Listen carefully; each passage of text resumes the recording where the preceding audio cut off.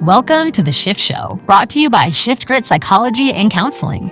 Each month, we explore the patterns, beliefs, and nervous system responses that shape how we think, act, and relate to the world.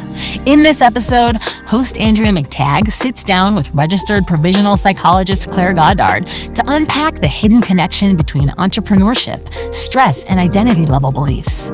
They break down why business anxiety isn't just about strategy.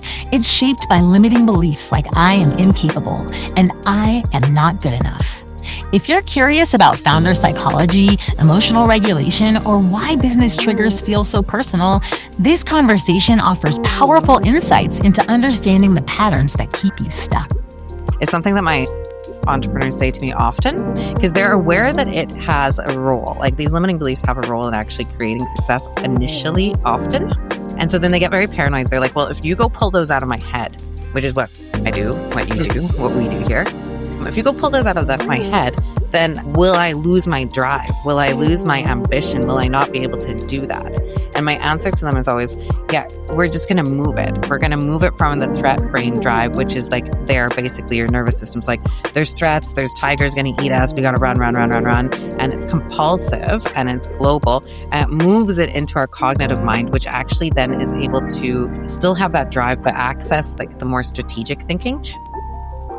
Welcome back to the Shift Show. I'm your host, Andrea McTague. I'm a registered psychologist and founder of ShiftGrit Counseling and Psychology Services. We today are going to be diving into the psychological barriers that quietly hold entrepreneurs, founders, and business owners back. Entrepreneurship can be an exhilarating, terrifying, meaningful, and destabilizing experience all at once. But beneath the stress and the uncertainty, the constant decision-making, many founders are actually being guided by something deeper, some childhood limiting beliefs that continue to shape their confidence, their leadership, risk tolerance, and all of those pieces that go into running a business, growing a business, and all of those things.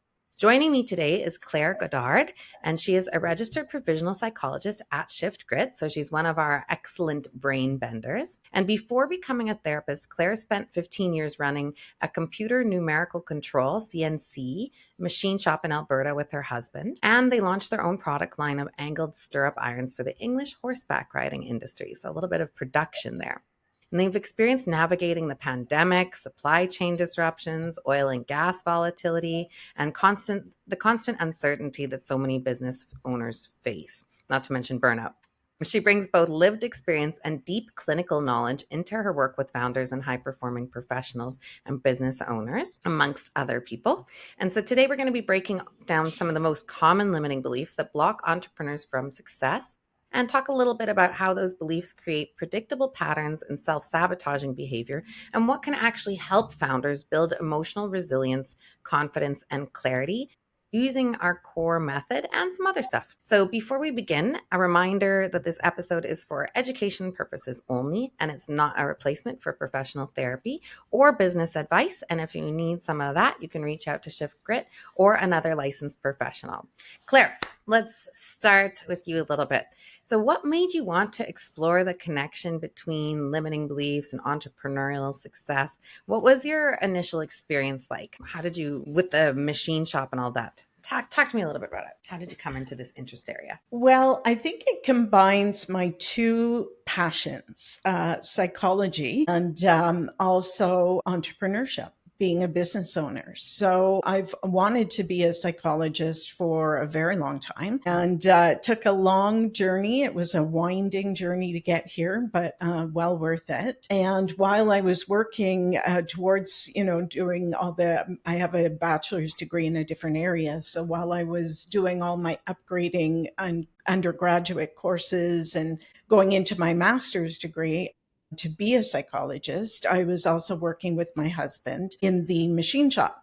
And then once I became a psychologist, I looked at my journey as an entrepreneur. And I had really looked at a lot of the exciting opportunities that I had and some of the strengths that I've gained and some of the really, really big challenges. And I really appreciated the link between mental health and the struggles that face entrepreneurs. And so I've really dedicated a good part of my practice to helping those entrepreneurs discover their limiting beliefs and working towards eliminating them so that they can live their best life as a founder and entrepreneur. Nice. And we have some convergence in our clinical population because my specialty is high net worth individuals and founders and entrepreneurs, right? And they're often at the end of their life cycle of business ownership, so moving out of it a little bit, but sometimes right in the thick of it. So we'll have some good stuff and some stories. Can you tell me a little bit more about some of those challenges that you and your husband faced? What were some of the difficult periods or the oh my God, anxiety inducing things that came up for you in the past with your businesses, whether it's on the supply and product side or on the machine shop side? Yeah, absolutely. So we purchased the machine shop from a previous owner who my husband Craig was a business or a colleague of. And he really helped us because we didn't have the capital to, get up and running very quickly. So he helped us sort of by financing it and letting us pay the purchase in installments. So once we finished, Is that kind of like an owner financing kind of seller financing model? Yeah, Nice. absolutely. And once we finished paying him and we owned the business outright, we went ahead and upgraded our equipment. Bless you. Which involved purchasing a lot of, new machines, and they're large machines and very, very capital intense. So we did some leases and then we kind of build our clientele. So we took over his previous clientele as well as building our own. And for the first 5 years, it was extremely successful and it was awesome. Which is amazing because it's usually in those first years where you've got this capital CapEx investment, and then you're like, okay, well, we've got the stuff to make the things, but now where do we find the people to make them for, and all of that sort of thing. So you guys had a good journey in the 5 years. Exactly. In fact, it was a little bit more challenging in that way, actually, because, once you're doing well, you come to expect it will stay that way. And then all of a sudden, when a challenge hits, it's like, oh my goodness, what do we do? So we had to learn the hard way what a lot of people learn at the beginning of their entrepreneurial journey. So it was a little bit more challenging for us. And I have to admit that, I was kind of used to the success of it. I had a similar experience with Shift, actually, where out the gate, we're just off to the races. And then we scaled a bit too fast. Yeah. And then realize later on some of those challenges again that probably certain people face early on, and you're a bit spoiled, and then it's a big learning curve. What happened after that 5 years? Well, the oil and gas market fell just before the new Liberal government came in. And then with the Liberal policies that came in, restricting oil and gas and the tanker ban and all of that, business investment in Alberta just significantly dropped. Now, we learned very quickly back in, I think, 2013, that there were some early signs that sort of let us know that it would be important to diversify markets. So we made sure that we had a very diverse amount of industries, so we weren't completely dependent on oil and gas. But of course, in Alberta, everything is really tied to oil and gas, right? Yes. Markets. So business investment just dried up. A lot of the companies, moved out of the province. A lot of projects just got canceled or pushed back. And all of a sudden we came to the point where it's like, God, it's not as easy anymore, to. What was your own experience then psychologically, or from a mind perspective at that point? What were the feelings that were coming up for you guys at that time? So before COVID hit, it was sort of slowly, gradually going down. So we had time to kind of, we were optimistic. We thought, okay, we're going to be scrappy. We're going to, be proactive and do a lot of business development and, find different markets, do a lot of marketing, that kind of thing. And that certainly worked. When COVID hit and the whole world shut down, that became the biggest challenge, because all of a sudden we went from, not only meeting our operational obligations, our costs, but actually exceeding. So we were still making a little bit of profit at that point. And then when COVID hit, it was like, oh my God, our business, per month, our revenue went half. And all of a sudden we were really struggling, and we didn't qualify for a lot of the subsidies because at that time the government had put in all of these really tough restrictions. Like you had to prove that your revenue had decreased by 75%, and that was So you guys were just at that threshold, but you're like, but I still have the staff and everything and all of the capex that I got to pay for. So I'm guessing like lots of feelings of like helplessness and like not being in control, which we see really commonly with entrepreneurs, Yes. right? Especially because it might be the internal things, but there's also these external things like a pandemic that can just throw giant wrenches into the most perfect of plans. Yes. And so then what was kind of the arc after that? So pandemic, COVID happens, feeling kind of powerless. And then what occurred? So then supply chain issues became a problem. Like all of a sudden, with the Suez Canal episode and a lot of things, it was hard to get materials for the jobs that we're doing. We do a lot of steel, aluminum, and it was really hard to source materials. At that time, we were still pretty optimistic. So we're like, okay, all of a sudden, really oil and gas now, companies are no longer doing production work. They're maybe doing some small little runs. So we're still optimistic, still, okay, we're going to build our own product line now. So we're passionate about the show jumping industry. Our daughter had been a show jumper for 10 years. So it was a market we knew well. And at the time, Europe were doing some pretty interesting things where they had created an angled stirrup iron. So it was angled at a position where your foot could be in the stirrup and be very solid and comfortable. And it would reduce a lot of injuries from riders who are being in this very uncomfortable, unnatural position. So you kind of saw a problem in the market and you're like, okay, we'll go to productivity, kind of utilize the space that we've got in our shop a little bit better. And so then you launch that product. And then what were kind of the challenges that you faced, both like personally and mentally and with that product launch? So one of the limiting beliefs that came up for me was that I discovered was I felt incapable. I felt like, what, I'm not prepared for this. I'm not, I knew what I was doing. I was very confident because I knew the show jumping industry very, very well. So I was very confident there. But the pandemic hit and all of a sudden all the shows were canceled. The barns were closed. You couldn't do trade shows. You couldn't talk to your customer anymore. So, and because we didn't have a lot of capital to keep going, we had to put that to sleep. And we had just started building that. So we were getting momentum in sales. And then we had to put that aside so that we could focus on our machine shop. So wildly frustrating. Very, very frustrating. And then when we were, okay, we are ready now to resume our stirrup business. At that time, the European brands that were very well known had saturated the North American market. So we thought at the time when we built this that we were the only ones. Really, it hadn't penetrated the North American market. So it was ours to. So I'm hearing like a lot of having to be responsive and reactive to a lot of external factors that are happening. Yes. Which I think is one of the things that makes entrepreneurship in general so psychologically intense, is that there's so many pivots, and humans in general are not wonderful with change management. We don't like to change.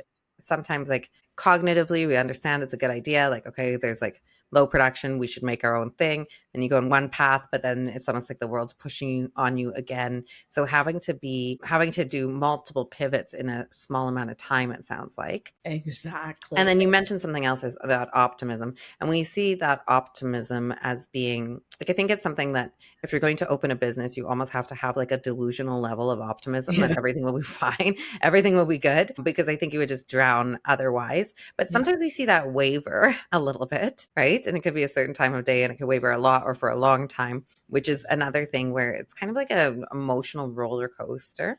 that you're on? Would you kind of agree with that? Absolutely. I mean, one of the things, being an entrepreneur, a founder, is extremely exciting. And one of the benefits of being your own, having your own business is building your own baby, basically. And it's incredible. It's a journey that takes you on this self-discovery in a growth way. So, you learn so much about yourself. You learn how far you can go, how much you can do, how expansive you can be, and how much you can accomplish. I liken it to being mountain climbing, Yes, right? So, yes, and I would and agree. then there are spots where you're on the mountain and you're exhausted and your hands are burning and your arms are just exhausted and you don't know if you can do it anymore, and you've got to reach that next little shelf, and can I do it? Can I do it? And then you do,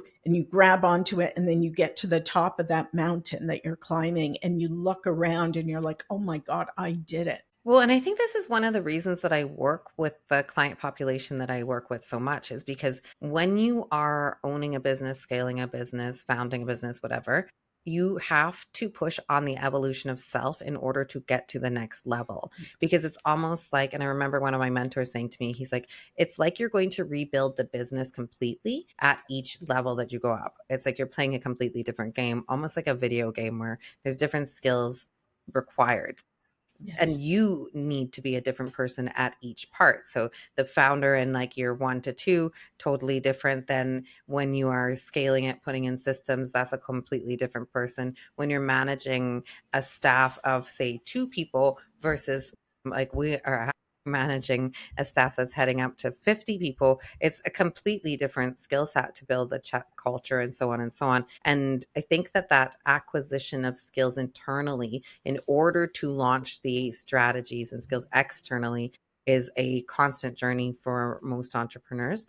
Or sometimes they get stuck in that journey where maybe they're having difficulty with the radical candor conversations, or moving from charismatic leadership to more of a systematic scaled leadership. Maybe they're having difficulty with delegation, which we see, I could just talk to everybody and tell them what to do, but now there's like 40 of them. So how do I do that? Right. So there's so many interesting challenges. And I think that's one of the reasons it's such an intense thing, both on the good side for what you're saying, this accomplishment and the resilience factors that it can build, but also on the other side. And I think that's why the application of a therapeutic model like ours, which is really focused on getting rid of the limiting beliefs that serve as blocks personally, so that people can move out of their kind of like threat brain back into their cognitive mind, where they're able to then acquire and launch strategies, is so incredibly powerful. Like, I know my entrepreneurs benefit from it a lot. But Absolutely. sometimes we don't know that exists. So let's get into talking a little bit about what makes founders so vulnerable to like fear and shame and self-doubt and over responsibility and all of these things. What do you think I think it's incredible that, these limiting beliefs that we have really cause havoc in our lives. And like you said, a lot of times we don't even realize that we're operating from these limiting beliefs. Mhm. And so, they really they can block our ability to pivot or to handle challenges or to change in some way and grow with the business, because we're still stuck in this limiting belief mindset. 100%. Like, I can give you one of mine early on. Was I had the I'm irresponsible limiting belief, which is super, super common for business owners, because the dysfunctional need involved in that one is I need to be responsible for everything and everyone, which is kind of one of the reasons people tend to have the Delulu idea of I'm just going to open my own thing then, right? Exactly. But what that ends up doing later on is it's a great landscape for burnout creation, because you take more and more and more on because you feel like you should. And you also take on some of the emotional effects. So maybe if an employee is not doing well, you work a little bit harder than them, or you take on it as like your fault that, well, I should have led this way or trained this way or whatever. So it can have issues with the development of boundarying as well, of making that distinction of like, what are you actually responsible for, like payroll, or and what are you not actually responsible for, which might be a staff's bad attitude, for example. So we're seeing things like that. I think that was one of my experiences. What was one of your early, you mentioned the I'm Incapable one coming up. What did Yeah. that look like for you? So I'm Incapable sort of came about, I think, from because, at ShiftGrit, we understand that our limiting beliefs come from these non-nurturing elements in our childhood, right? Mhm, mhm. That our parents do the best that they can with the information that they have. So our parents by and large are really trying to do the best for us. But my parents had a tendency to be a little bit protective of me when I was a child and sort of want the best for me. So sometimes they would sort of do things for me, or not encourage me to go out on a limb and really take risks and stuff. So that kind of led to the limiting belief, I'm incapable. And so how that sort of worked in my business is being afraid to just put something out in the world. It kind of had to be perfect. So, and that is a bit of a challenge when you're entering a market. All business, when you're an entrepreneur, it's very fast. The marketplace is super Well, fast. and you're not good at the things because you like are good at the one thing, and then you got to do all these other things. You're like, what do you mean? What? I got to learn how to read a P&L and stuff like that. Like, I don't know Yes, anything about that. You're exactly. basically like constantly in realms where you don't know the thing. And if you have something like I'm incapable or I'm not good enough, which has the dysfunctional need of I need to be perfect, well, I will see my founders, they'll try to be perfect at the thing before they try the thing. And you have to do something and approximate the skill before you can actually have a skill. If we think about like, I don't know, my first yoga classes, like that was interesting. Just can't do it. But you have to kind of suck before you can get to the point where you're good. But that Yeah, can serve as a block to trying or that's right. even taking on risk, it sounds like a little bit. Yes. And then And, the other thing, and being willing to put something out, your first iteration, or not first iteration, but your first real market ready version out into the marketplace quick enough that the competition doesn't get there before you. yes, So it's like as a urgency. perfectionist, or I need to perform perfectly, you tend to wait until it's perfect before you go out in the marketplace. And that's what happened to us. We kind of missed the boat, right? Because we had to shut down while we worked on our other business, and then all of a sudden the competition entered the marketplace. So you It's have to, opportunity cost. yeah, you have to be willing to forget perfectionism, knowing that you can put out a second version, a third version, an improved Yes. version. So it doesn't always have to be absolutely 100% market ready. It can be like 98% market Jane, ready. I would like to read business biographies. James Dyson's like one of my favorites. And Yeah. I think for his vacuum, it was like thousands and thousands of iterations. And he was just like, I'm going to do this. I'm going to do this. It's going to be great eventually. So I think that there's like that tenacity that's required, but then also balancing it with making sure that it's not just due to perfectionism that's in some limiting belief landscape that's not real. And this is why I think it's so important for founders or business owners to be very aware of what their limiting beliefs are, because it can have very costly errors and outcomes and make things a lot more difficult, right? When you say like the urgency is reduced or the timing is put off or whatnot, not just in bringing things to market at a certain speed, but even in dealing with people, Mhm. right? There's a lot with that, right? So I think that that's one of the areas. And in general, I think that imposter syndrome, right? Because you're doing things that you haven't done. So it's something that I hear really, really commonly from my business owners. And that is the imposter syndrome definitely involves things like I'm incapable, I'm not good enough, I'm a failure. And that bit of that shame structure of like, I don't think anybody knows that I don't actually know what the hell I'm doing here. That's right. Exactly. Yep. I'm gonna be found out. Eventually someone's Yes. gonna find out that I'm not Yeah, who she's I. just faking this thing. Yeah. She doesn't actually know what the hell she's talking about. So Yeah. talk to me a little bit about how our early experiences shape business owners, like our tolerance for risk and failure or drive for success and all of that kind of stuff. Like what do the early childhood experiences have to do with like how we are operating as business owners now? Right. So I think a lot of our childhood really sets us up for, very positive experiences, and setting us up for that drive that is required for being a business owner. And a lot of the independence thinking and, a lot of the creativity. So, for example, I always see that there are parts of our less than optimal experiences as children that really can help us, right? So parents with very high expectations or unrelenting standards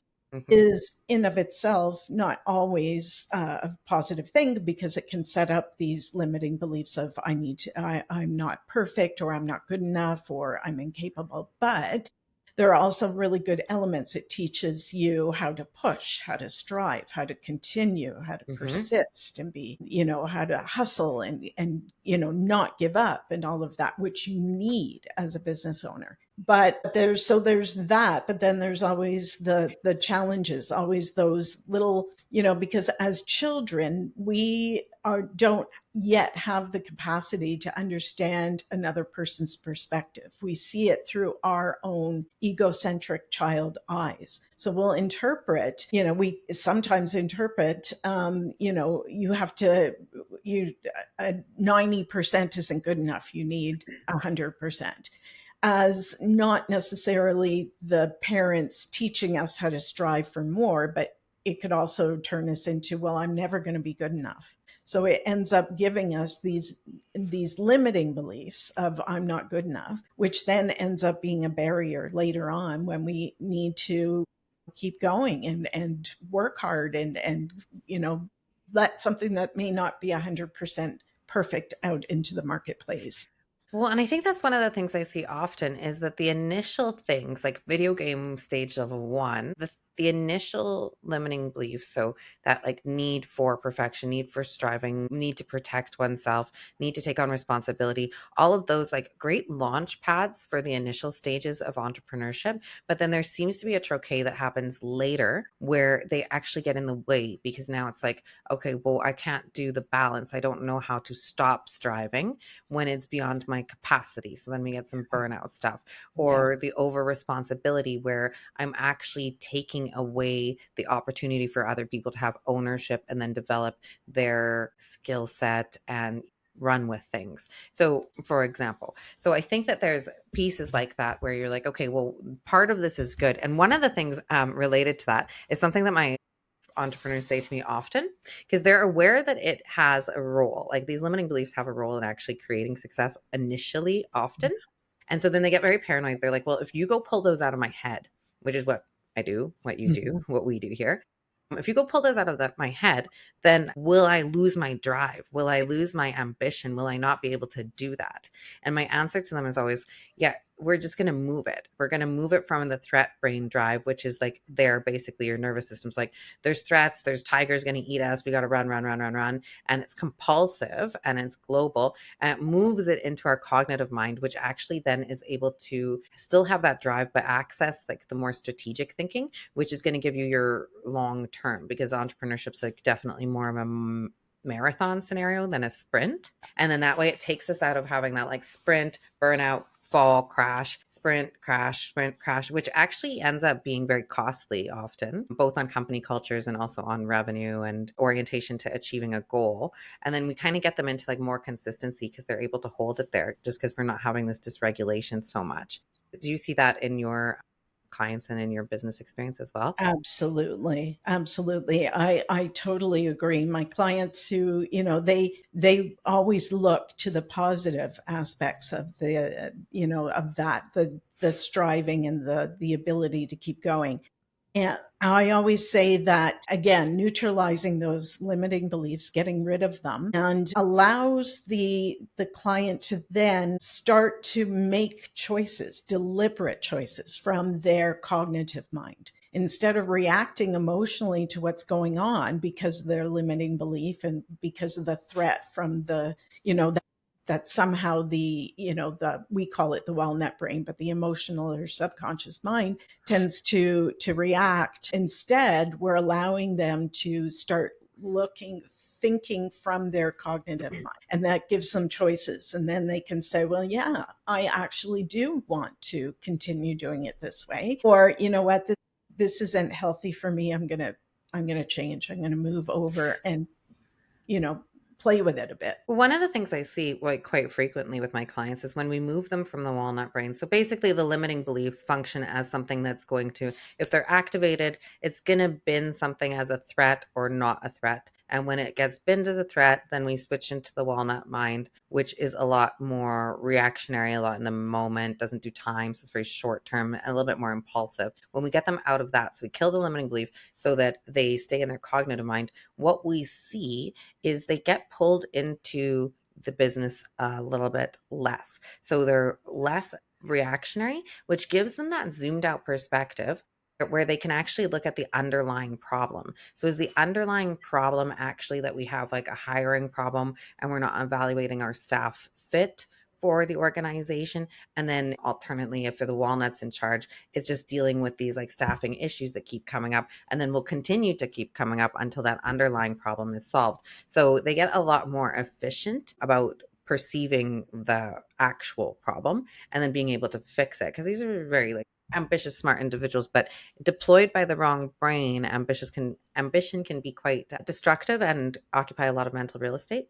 I think. Absolutely. And one of the things that can happen is when you do go through your challenges, because all entrepreneurs will hit challenges, you're going to fail a lot more than you're going to succeed. Just the law of averages, being a business owner. You're going to run into cash flow issues. You're going to run into a whole bunch of challenges. And if you are operating from your limiting beliefs and you're reacting in an emotional way, it's going to color, or it's going to cover the facts. You're going to sort of see things from a skewed, distorted perspective. And that's what happened to me. We, had a very, very challenging year where it was awful. It was the worst year of my life.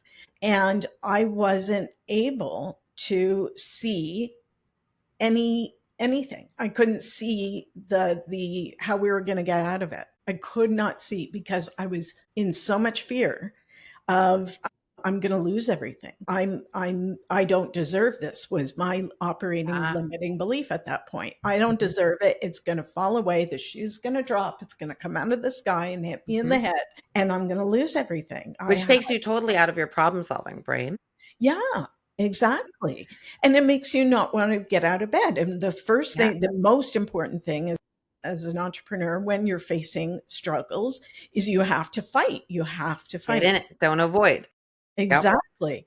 Yep. And so again,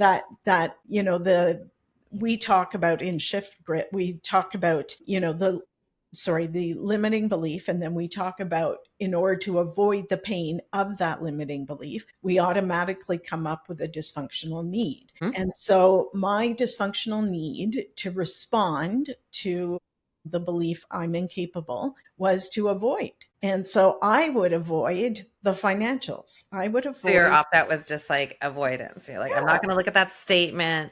I'm just going to do this other thing that has nothing to do with the priority structure, all of that. And I became wishing it's all going to be fine, Yes. So this is the abdication thing. You're like, it'll get itself sorted out, which of course it doesn't, right? It doesn't. It makes it worse, right? Yes. So by eliminating that limiting belief, you're then able to, instead of reacting emotionally, binned by that threat, we can then, okay, I'm not comfortable. I don't understand finances. It's not my key, but I have to. In order to make my business survive and thrive, I need to get over it and deal with it. Well, 100%.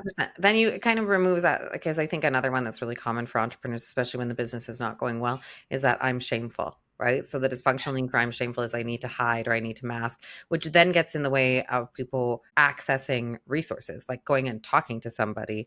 You talk to your accountant, talk to your other business friends, whatever, where you can be like, this is happening and it's terrible. Like, what can I do? What are some options? What have you done?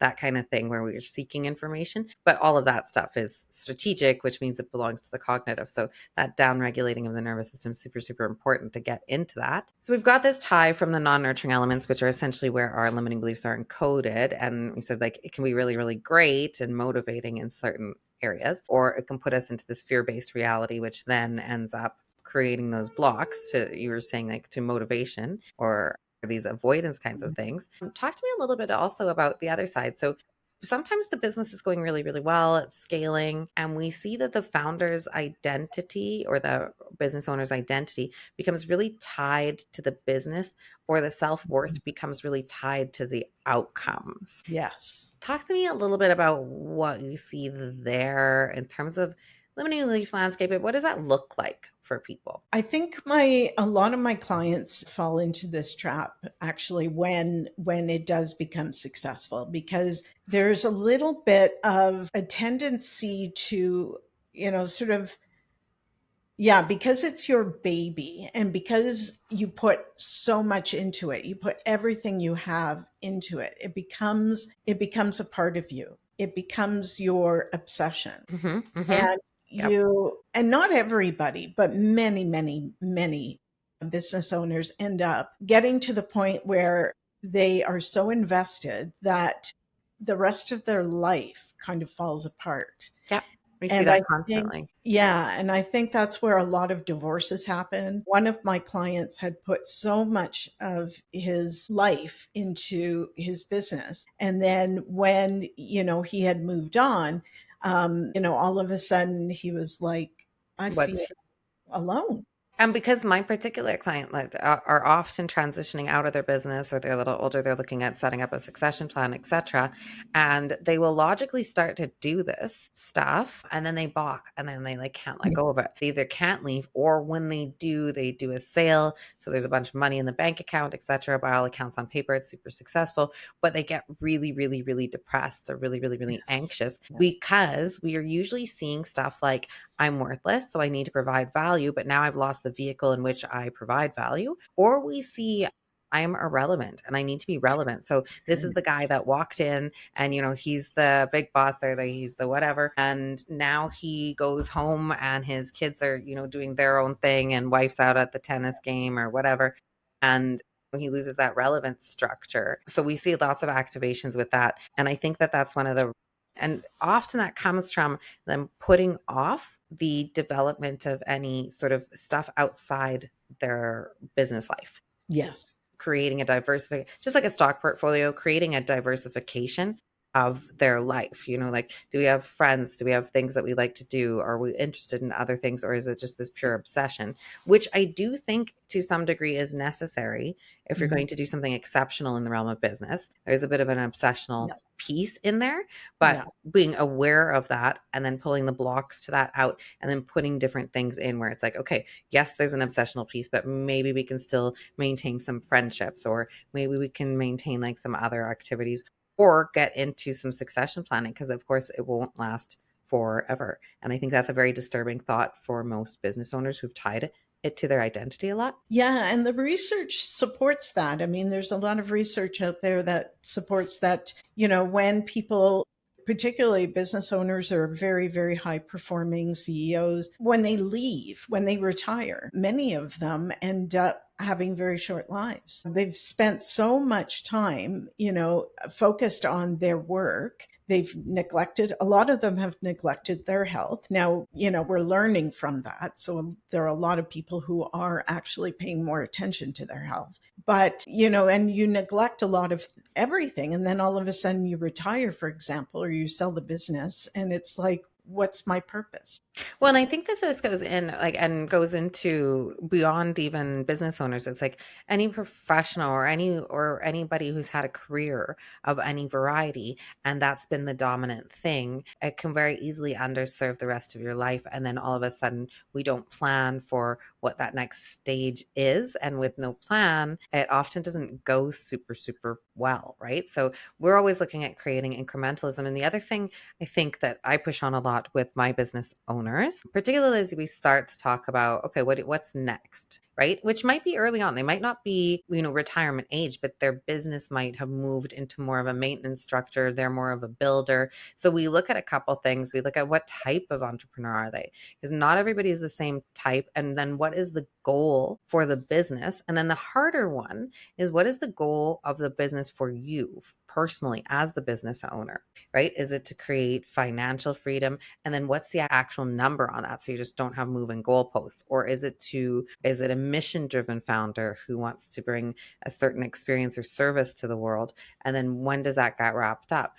Or whatnot. So like looking at the impact of like, what are they trying to do with the business? And then what is that going to do personally? So we don't forget that there's a person there, not just a custodian of a business. Yes. Right. So putting that back into it as well, I think is an interesting one. It's a very, very complicated area to work in. So I think with a lot of my business clients, business psychology clients, we're in it to win it for a long time. They're very consistent with it. Yes, exactly. And I think it's important. Well, I think it's important for everyone. I mean, I would recommend everyone, go into therapy, but I think specifically for my business owner clients, it's very, very important, not only to deal with issues and limiting beliefs that come up, but also to maintain one's mental health. Because if you are not physically and mentally well, you're not going to be able to do anything.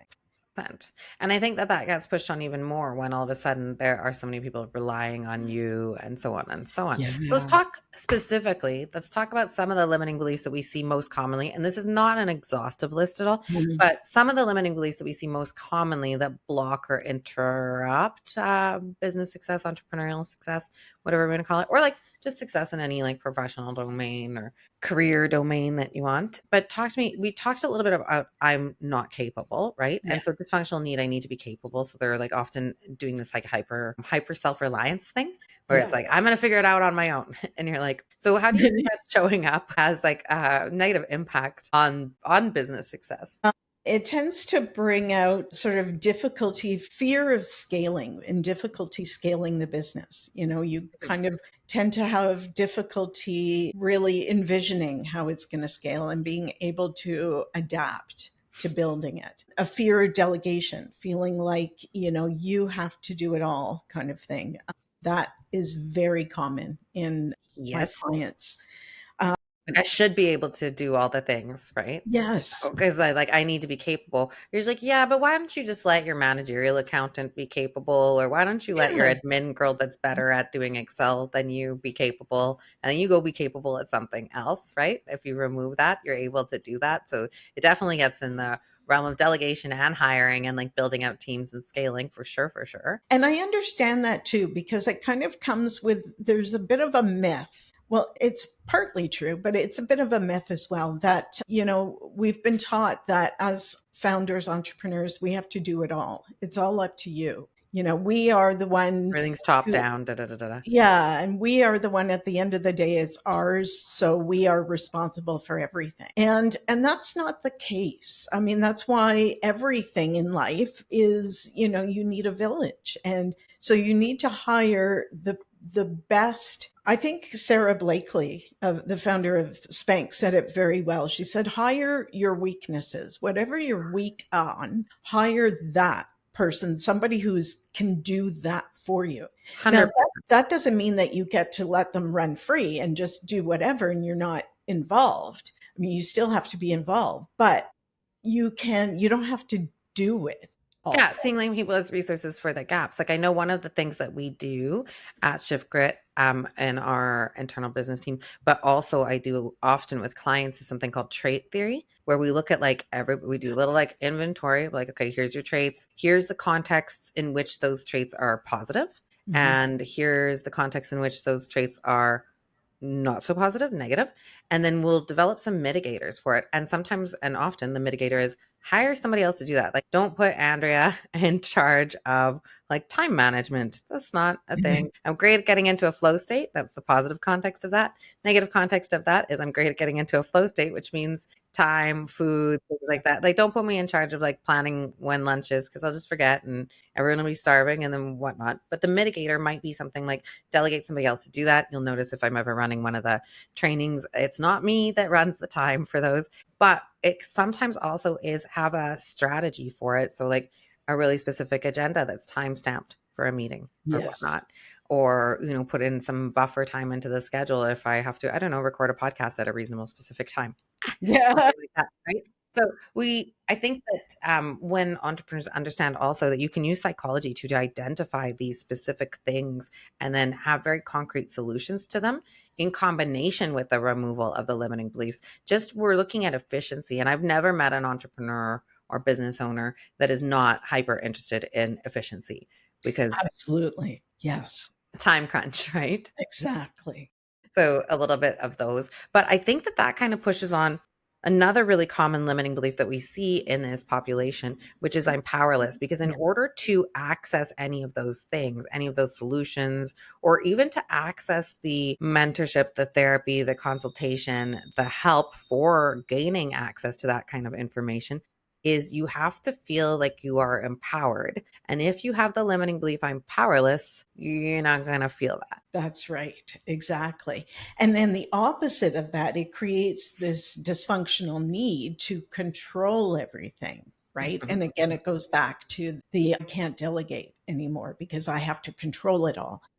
Or you get people that mess up their culture because the I'm powerless has the dysfunctional need of I need to be powerful. And then you're not doing like a servant leadership vibe. Often you're doing that. Maybe it's micromanaging. Maybe it's a little bit like cold and bossy, a little bit of like do this because I pay you kind of stuff, which is obviously super awesome for culture. And then Yeah. you'll get resistance and some people management stuff usually come out of that. And for the entrepreneur, quite a bit of frustration. Like I told them, I explained, and they're not doing it.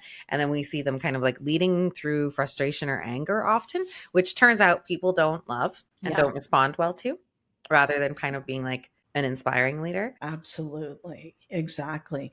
And so when you have the I am powerless belief, it manifests its way by feeling like you're controlled by your clients or by their needs, or so they tend to, sometimes you can run into an issue where it happens in our business where the client's always going to want the best product for the least amount of money, right? 100%. That's their interest. So but what can happen is if I feel powerless, then you can end up getting sucked into that Being like, and oh, okay.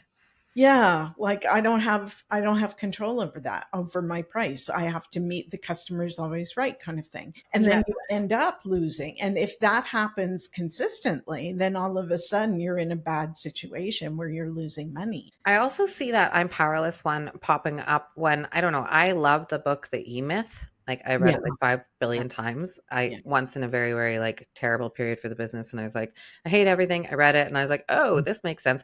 But there is a period where the entrepreneur usually gets so burnt out that they abdicate to like one of their right-hand people. And Yeah. they're like, okay, you just run this like, ops manager or whatever. And what ends up happening is they're doing that abdication is from the limiting belief, I'm powerless. So they give it to the other person, which then actually, and this is the fun thing about limiting belief patterns and pattern theory, is that every single one of the limiting beliefs is a self-fulfilling prophecy. So you might run through that, I'm powerless, I need to be powerful, but then there'll be some opt-out, which when we enact the opt-out then makes it so that you're powerless. And so they're essentially effectively giving up their power and their control over the business that they legitimately should exercise some of to somebody else. So you're describing it in the scenario where they're giving that power to the client. Sometimes they give it to a particular staff, and then it never ends well. Yeah. Because then they are powerless, and then either the business runs them, the employee runs them, the clients run them, etc. And it compounds that feeling of powerlessness, which would have been established really, really early on in life. Which brings us to another super, super common one. And you touched on this a little bit, but it's that I'm a failure or I'm going to fail. Yeah. Talk a little bit about that one. That, is super common in small businesses, particularly when, either at the beginning when you're starting up or when you're starting to face challenges. And how that shows up is very often in procrastination, which I struggled with this limiting belief. And then all of a sudden you start to avoid. And so, my famous avoiding the financials and or the sales calls or like whatever the big ick of the moment is, I think. yes, exactly.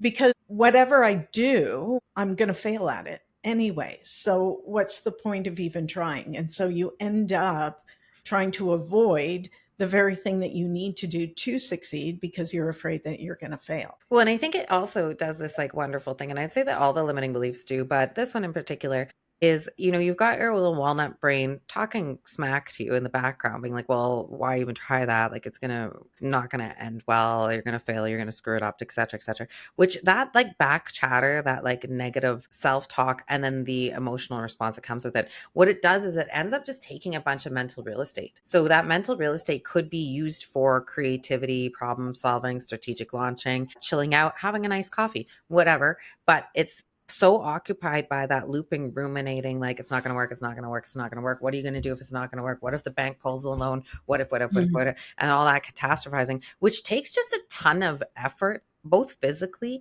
and emotionally and mentally, to manage. So I think one of the things I like is when we rip these out of people's heads, they just get back a lot of like thought freedom. Yes. And mental real estate. That's very true.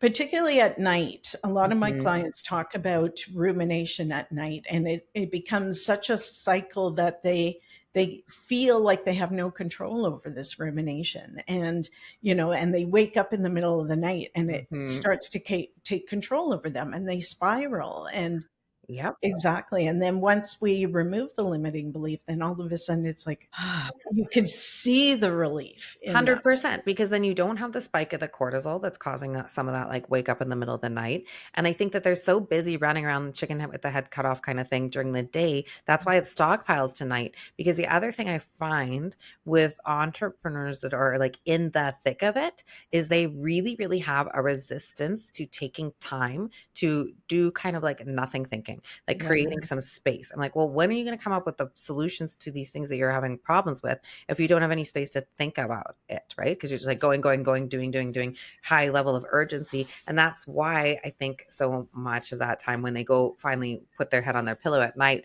then all those thoughts are like, here's all the problems that you haven't been addressing or thinking about. And then let's like do them at double speed and race. So we get some like nice sleep disturbance, which of course is super, super great for stress, right? Yeah. And mood.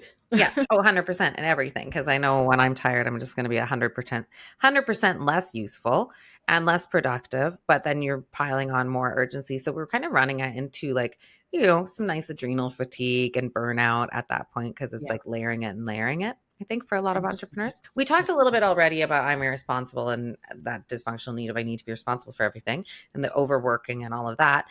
And we spoke a little bit about the I don't deserve. One thing about the I don't deserve limiting belief, though, is the dysfunctional need for that one is I deserve it. And you talked a little bit about how you see a lot of entrepreneurs neglect their health or get into some negative coping mechanisms. That's related to this limiting belief often. You want to tell me a little bit about why? So some of the patterns or some of the behaviors that come out of that is undercharging, for example. So because I don't deserve what I'm worth, I'm going to give in to others and not really charge what I need to for that. Or demand payment sometimes.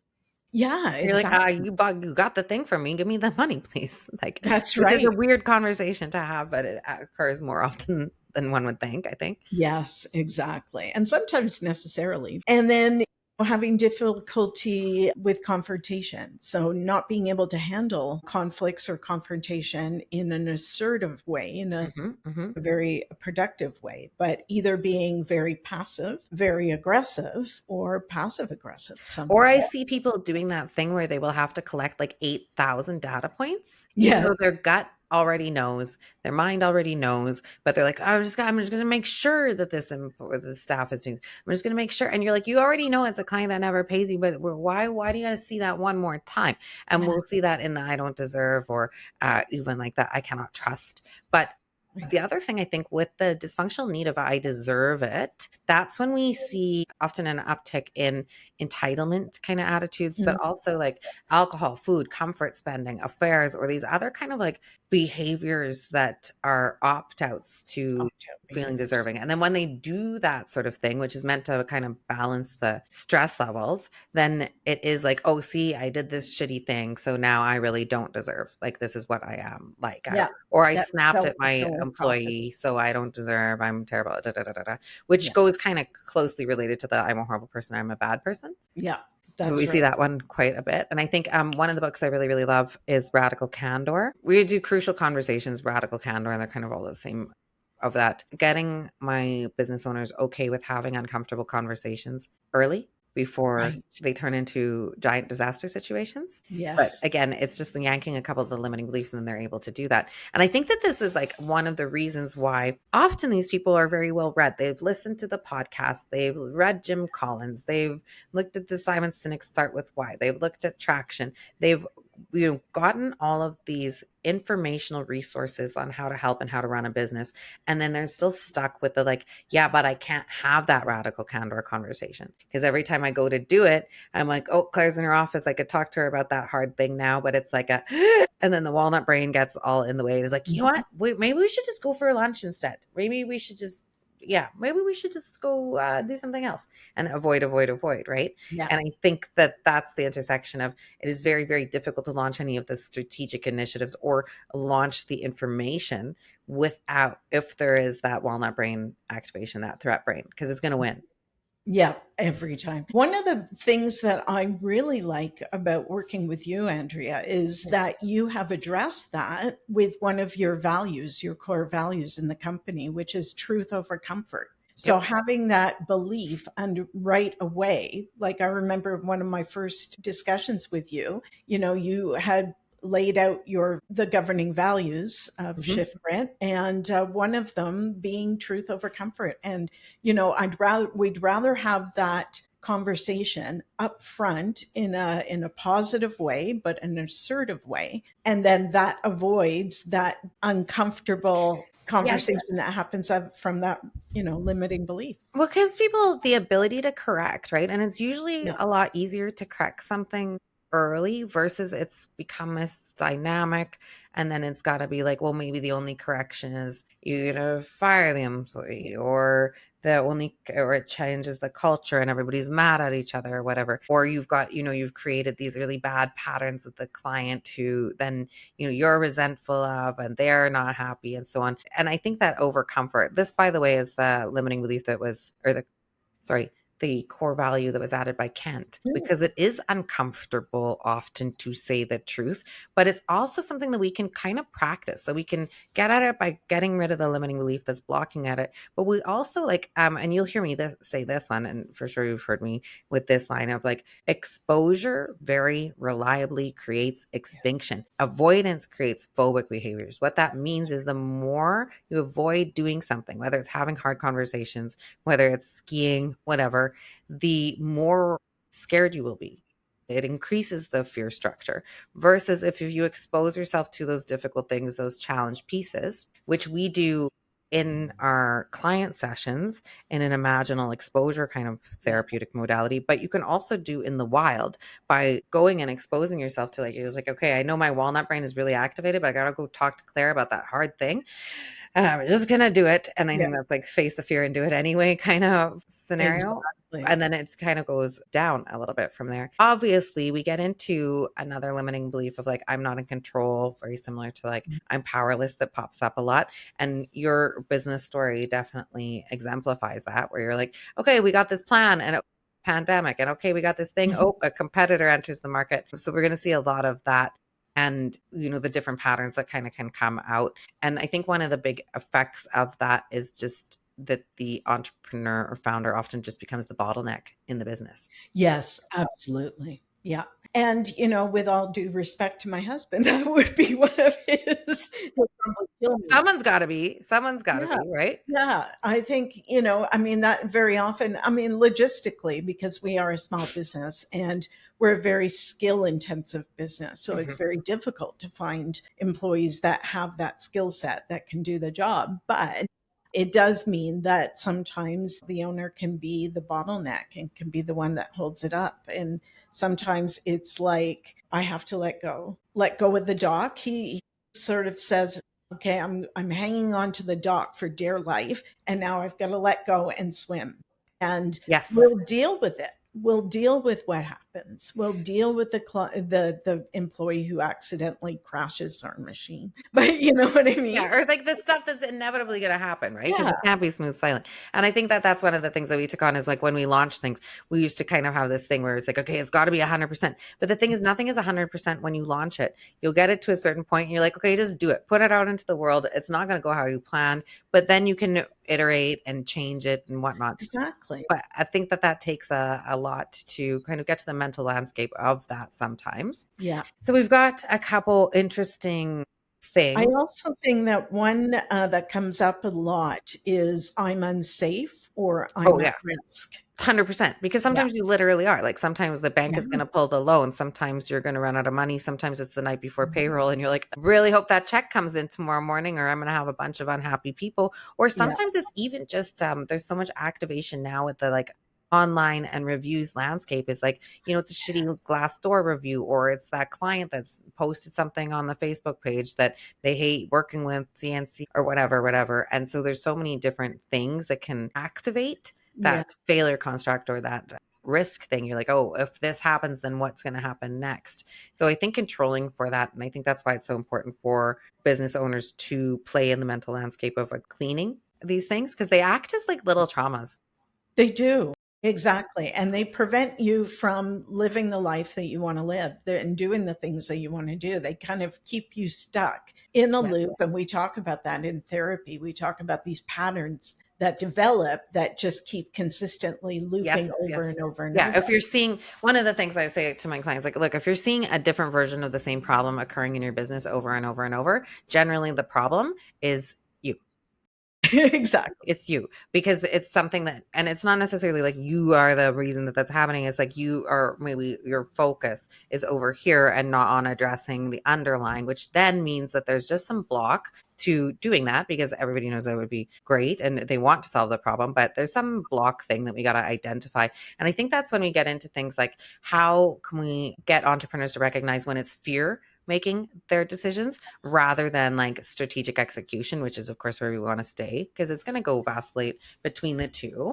But I think that's something that I do with my people. And we talked a little bit about separating identity versus outcomes. But I think one thing you'd mentioned to me before when we were talking is about how to get the business owners to be able to be present wherever they are in their life. So if they're like with their kids or whatever, can you speak to me a little bit about that? Yeah, sure. So it's, I think, understanding and being very aware of what is important to you. So, what are the various different areas of your life and what's important to you? And understanding that the problems in your business are always going to be there. But the things that are most important to you may not always be there, or they'll change, you know, particularly when you have young families, right? Mm-hmm. You know, you miss opportunities when you are too tied to the outcome and your identity is so wrapped up in the business that you forget all the other roles that you embody in your life. Or sometimes just like have difficulty launching the strategies. Like I know I work very often on like, can we not check email 400 times in the evening when we're at the kids' soccer practice or when we're spending time with the wifey or whatever. But it's not as simple as just saying like, okay, don't do that. It's like, okay, let's go and look at why you're doing that, because it's generally an emotional reason. Like most people don't need to do that. They cognitively understand that. So we go into it and we're like, okay, what are you doing that is taking your head out of being mindful where you are? Because there's and there's some interesting research on it, and I probably should have pulled it for the notes. But anyway, business owners don't have the same kind of work-life balance as say a 9-to-5 employee. But the thing that creates that work-life balance feeling for them most often is being able to be fully present wherever they are. So if they're working out, that they're fully present there. If they're on vacation, they're fully present there. If you're at your kid's soccer game, that's where your head is at. If you're having dinner with your wife, that's where your head is at. If you are in the management meeting, that's where your head is at. And the ability to be immersed in their experience and be very mindful about that, that's what gives that feeling of calm. But so often we'll see them try to like layer, I'm going to do like 5 things at once, and we're like not going to give any gap time. And then while I'm driving from my kids' soccer game back to the office, then I'm going to also have a meeting with this person, and I try to get the sales call in or whatever. And it's that like loading and not putting those like white spaces. And my analogy for this is always like, Look, there's a reason when you go into an art gallery that you don't generally see like 40 pieces of art on one wall. You see like one painting and a bunch of white space, because you can't perceive things the same way if there's too much stuff in the way. So a lot of what my work is with entrepreneurs or like professionals, whatever, is creating that white space, that blank space. Yeah, And do a lot of exactly. that. And it takes practice. It's hard to, like we were talking about rumination before, Mm-hmm. and how you can sort of spiral. Doing the opposite and being present wherever you're at it takes practice, because you are going to start going, oh my God, I forgot about that email. And oh no, I've got that meeting tomorrow. And, I've got to make sure that I get this done, blah, blah, blah. It's always going to be there. So it's about practicing, this is important to me. So I'm going to be present wherever I am. And whenever that comes in, you can always write a note. There are lots of strategies that you can do to make sure that you don't forget, but it just takes practice and persistence, to Well, and make the sure. layering of those strategies. And I think also being in the absolute thick of it personally is always fun, because you realize it's kind of like a Jesus construct or a Nirvana construct, where there's this ideal that you want to get to, where like every single thing that I do, I'm going to become completely mindful and in it. But it's an ideal construct. We're just kind of like aiming more in that direction. We're just going more in that direction, because it's not necessarily something that we can like perfectly launch, because there are going to be those days where you're like, I am very mindful, everything is good. And then you're like, what? There's a pandemic? Exactly. And there will be these things that like throw us and reel us and whatnot. And I think the other last thing, and I'm probably, let's end a little bit on this, is moving people. One of the goals with the removal of the limiting beliefs is moving my clients from seeing challenges and scary things and bad things and stuff that doesn't go their way, or like, they're attached to an outcome, but they didn't get that big contract or whatever the thing is, the bad things that occur, moving them from seeing them as a failure construct to a learning opportunity. And I Yes. think that completely changes the whole game in terms of efficiency of outcome, but also stress levels. Yeah, absolutely. Because it's feedback. It's all feedback. I'm a very strong believer that I intensely dislike the word failure, Yes. because you really can't fail. You can't fail unless you don't try. If you Yes. don't try and you wish that you had done something but you didn't, that's failure. But Or just you don't because attempt to learn something. I would say that would be the yeah, other real failure, is like yeah, you look at it and you're like, oh, well. And you're like, no, contemplate the thing. What yeah. went on? We like calling it, just because we're morbid, like doing an autopsy on the thing. Yes, exactly. Yeah, I like that. So, instead looking at it as feedback, it's just another, I think it was Edison who said, I've discovered 1,000 ways that the light bulb didn't work. Mm-hmm, mm-hmm, mm-hmm. That's all it is. It's not failure. It's just learning from that wasn't the outcome I wanted. So how am I going to get the outcome I do want? And I love that you brought up Edison, because one of the things that has been really impactful on the evolution of my mind in the entrepreneurial landscape is listening to the stories of other entrepreneurs and Yeah. other founders, because we see the outcome. We say, oh, Elon put rockets on the thing, or so and so, like Henry Ford created this giant business, or that, whatever. Walmart, Sam Walton's the richest man in America. We see like the clickbait at the end. But when you hear the whole story, you're like, he also sucked at that. And then he also tried this a bazillion times. And this also didn't work. And then he also almost lost his house and went bankrupt. Or she almost lost her thing. Or Sarah Blakely, the Spanx. She went around to how many different people, and they were like, no, this is a stupid idea. Yeah.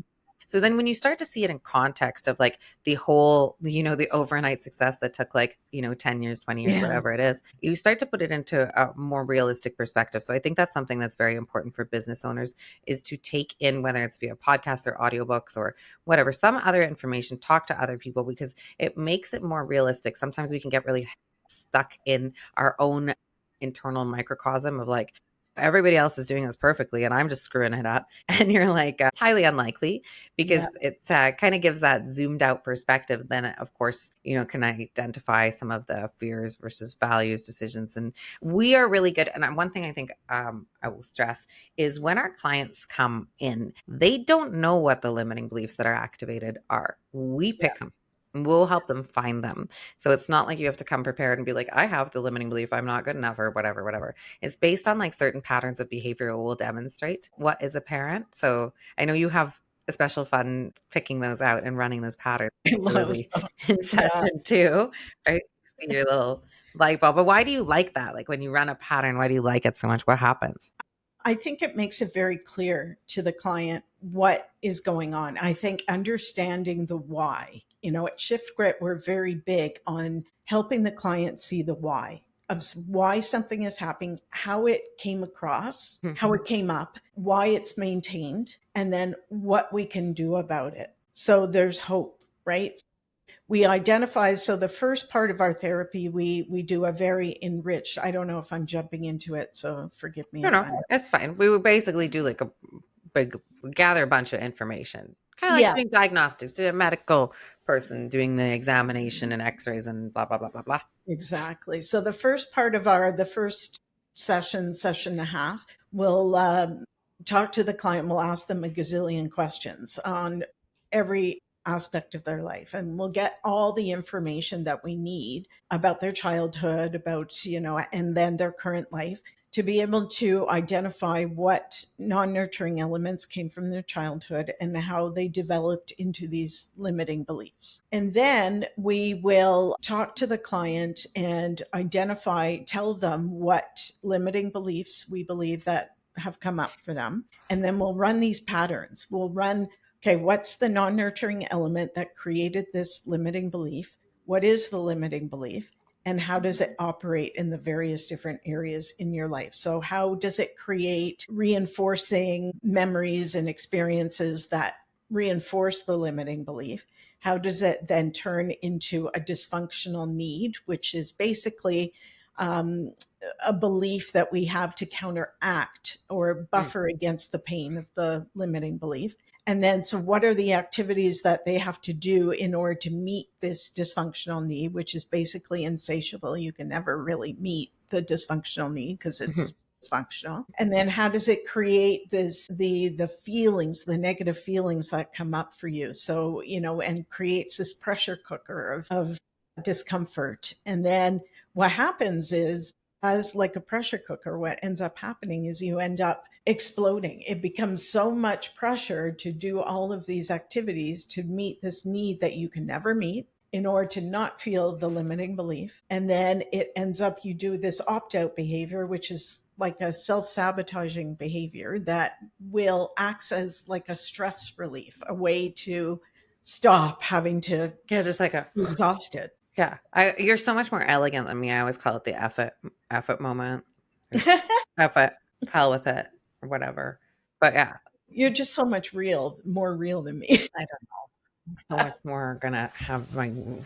I'll clean it up one day. Yeah, you have But it. that is it. And I think like one of the things that was really important for us is to be able to explain that. And it's really fun when people are like, oh, this is why this is happening. Turns out you're not insane. Turns out you're not out of control. It's just this. And then we just go in and like remove it, which is fun. So I think that creates that stability, more mental real estate, and then just kind of gives those business owners a little bit more space to get at the problem and to handle the kind of, I guess, like furnace roller coaster, whatever analogy you want to use, that is running a business. And then there's a whole bunch of other strategies we layer on top of that as well. So Yeah. Claire, thank you so much for sharing like both your personal entrepreneurial experience and your clinical insight. I think it's really nice when we've got people who have lived experience with things, because like you get it. And then you also are like, yeah, this is the lens, and that there's some like structured process for it, an SOP, if you will, for all of the business owners out there. And I think that general thing, the big takeaway is that entrepreneurship is not just a business journey. It's an identity journey. Many of the struggles that business owners face are not about like strategy or skill, which is where they get stuck, right? But about these non-nurturing elements that set the stage for the encoding of these limiting belief-based patterns. And then the limiting beliefs basically like start tying two things and activating that stress brain, which takes over and makes us a bit dumber than we want to be in that moment. But great news that these beliefs they're just patterns, just not real. And I think this goes back to that whole thing of like humans are programmable, and what was programmed into our early continues to run. That program doesn't just stop automatically, but we can use some exposure and some fun little counter conditioning techniques to change the program. And then when we've got the different program, we see that absence of reaction, essentially. So if you would like to explore your own limiting beliefs or patterns, or have the delightful Claire run some amazing ones for you, or any of the other talented brain benders at ShiftGrit, you can find us at shiftgrit.com.